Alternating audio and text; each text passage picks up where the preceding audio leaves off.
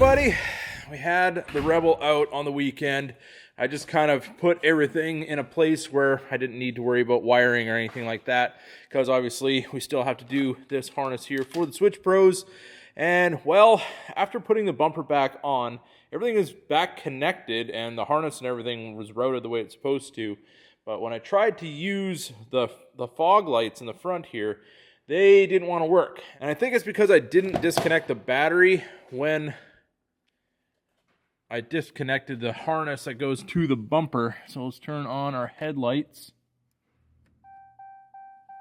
And we'll turn on the fog lights. Fog lights. Doesn't want to give me fog lights unless the key is on. Turn the key on. Okay, fog lights are on. See if they work. And as you can see, no fog lights. Also, when I started the truck up, it was giving me something for the front sensors not working, saying it needs service, all that kind of stuff. So it's probably my fault for unplugging that harness with the battery connected, but I didn't turn the key on when it was disconnected, so it must send a signal even when the truck isn't running. But either way, what we're going to do today is I'm just going to do a factory reset, and hopefully we can have that all come back. All right, so the truck is in run. You can see our front sensor light is on. If I hit that button, it says service in the front. So yeah, I think we're going to have to do this reset, and hopefully that'll clear all this stuff up for us, and we shouldn't have any issues.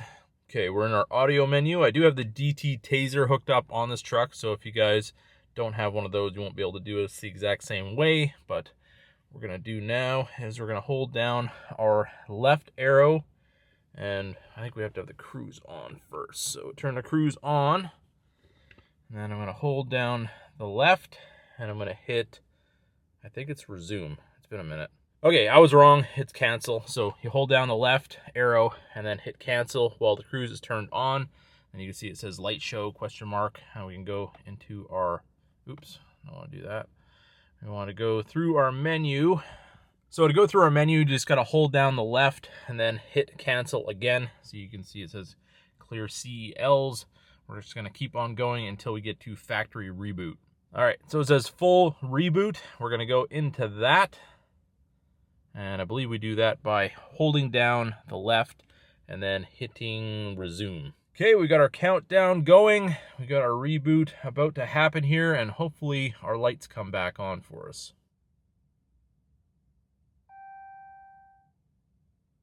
Still saying park sense unavailable.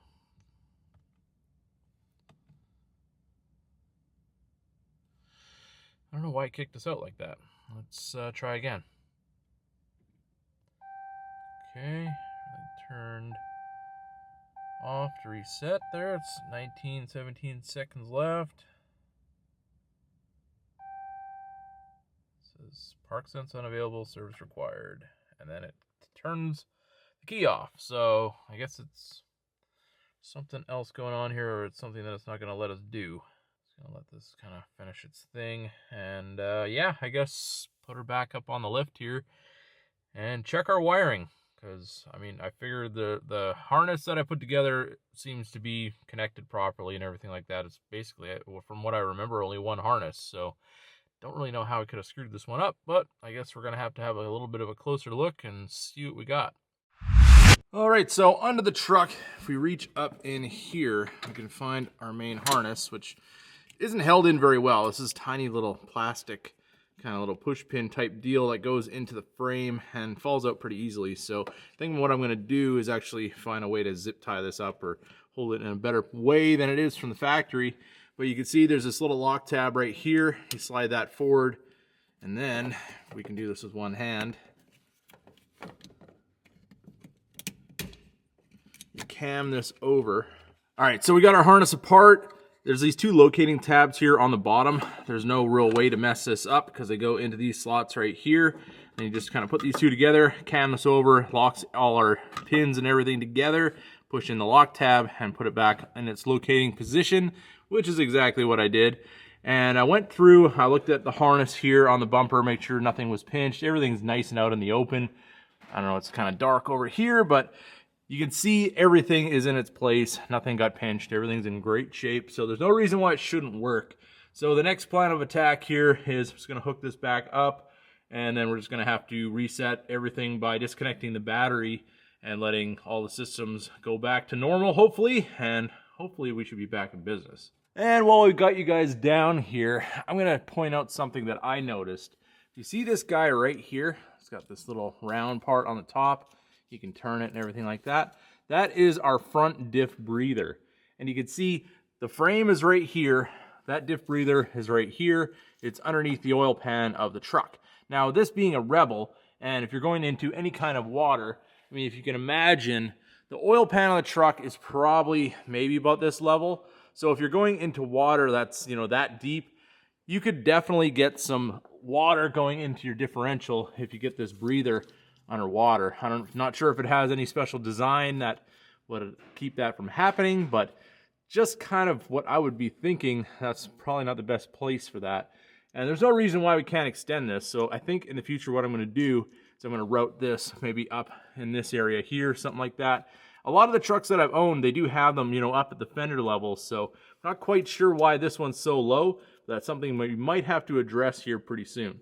Okay, now I'm completely baffled because all I did was unhook that harness, put it back together. I mean, it's a cam lock. They don't not go together properly. I mean, everything was fitting nicely. But as you can see, fog lights are back. We got no issues with our front parking sensors anymore, and everything's back live and ready to go. So I guess we fixed it, but I'm not quite sure what the problem was before. That's just kind of something that worries me just a little bit, but all's well that ends well. Our fog lights are back, park sensors are back together, and yeah, we didn't have to disconnect the battery. Just kind of taking you guys along on this little bit of an adventure of trying to troubleshoot what maybe I did something wrong, which is entirely possible, but I don't know. I'm just kind of baffled by this whole thing, but as you can see, both sides are on, everything's working normally, and we're back in business. We'll hop back in the truck here. We've got our park sensor off. Turn it back on. We've got no service warnings or anything like that. And yeah, we are back in business. So, I mean, obviously, all I can tell you is if you remove your bumper to do what I did and you end up with that same problem, just take that harness apart, put it back together. Maybe it didn't click in just all the way or something like that. And that solved my problem. Also with the Rebel, I did make a decision on our reverse lights.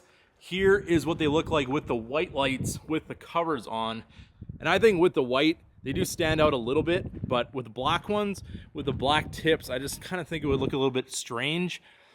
I think we get a little bit of definition then, knowing that they are lights and not another exhaust tip or something like that. But I think they did work out pretty well. And then we do have, with the Rigid Industries logo there, working with our color scheme here pretty nicely.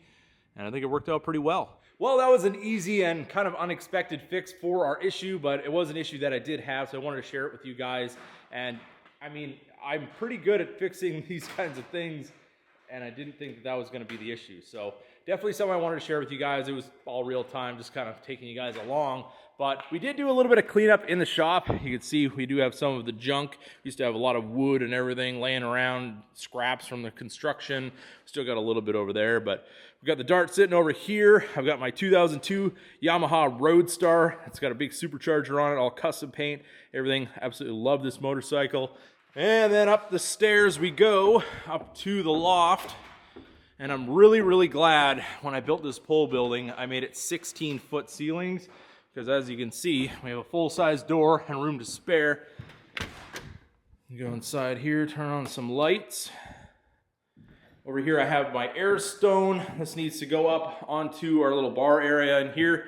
It's surprising, it's a lot cooler in here than it is in the shop, just from the insulation that we've got in the walls here.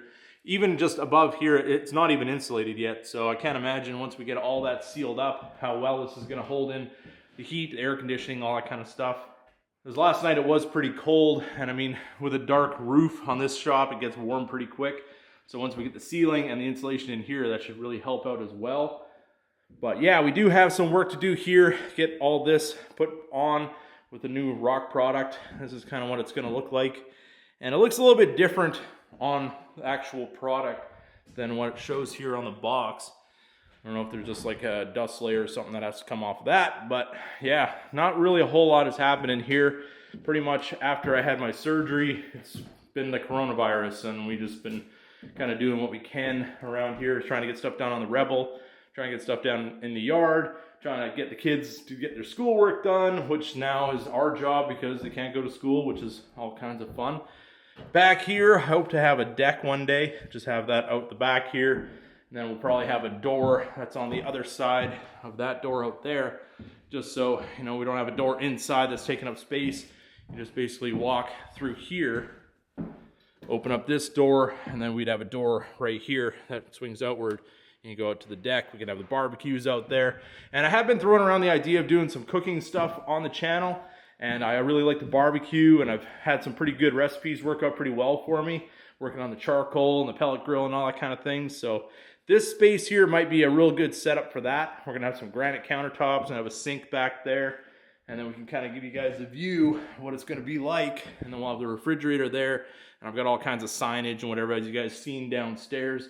Decorate this place up real nice and make it all our own. So here's the view from the top of the stairs. My plan is to get rid of the RV in that spot. I hopefully put it over in the far bay. I like to keep this thing inside because when they're outside, the weather does take a toll on them. And then I want to have all my vehicles kind of angle parked in bay 4. And then you can just pull them out, drive out bay 3. And, you know, you can obviously park a vehicle there as well.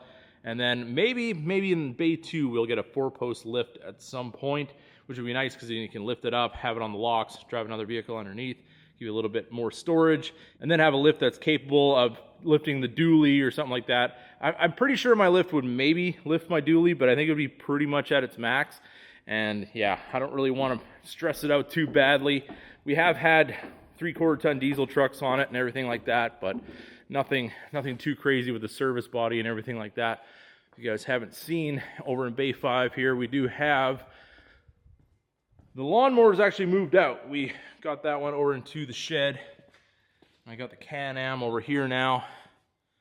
And then over here, we have the 2014 Cummins dually, our big towing vehicle, the service body on it.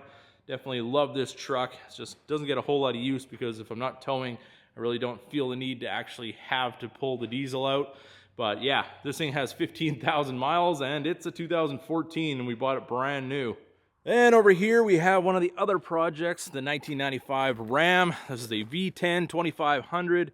It's got the big axles on it, full float rear, and it's going to be a real nice off-roading vehicle. I just put the bed back on after doing one coat of Raptor liner on it. I still have to do a little bit of body work here on the cab. If you guys remember, these cab corners were completely gone, and I got all new metal in there. It's all ready to go. I need to fix these rockers yet. I got all new metal for that. Just have to do it. And a little look in the interior. I've got pretty much my brackets are all built for these seats. These are the 2004 Ram seats. You can see all the power is all hooked up and everything like that. We're good to go there.